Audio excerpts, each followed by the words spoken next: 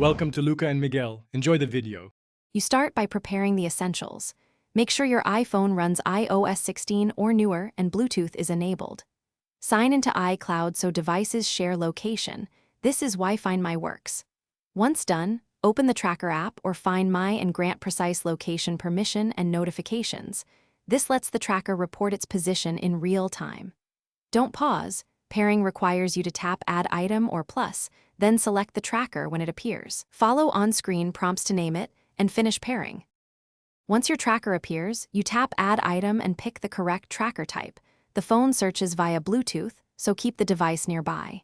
After discovery, you assign a name that helps you recognize it, choose notification preferences, and enable Lost Mode for automatic alerts when it moves away.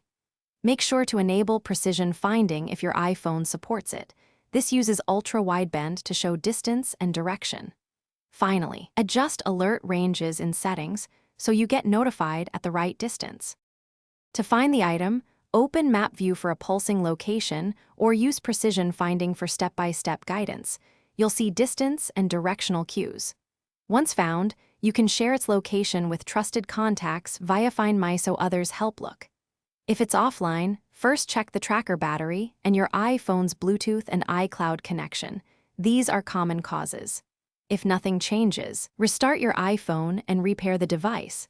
This simple reset often resolves persistent connection problems, so try that next. Thanks for watching and please subscribe. It's the best investment you'll ever make.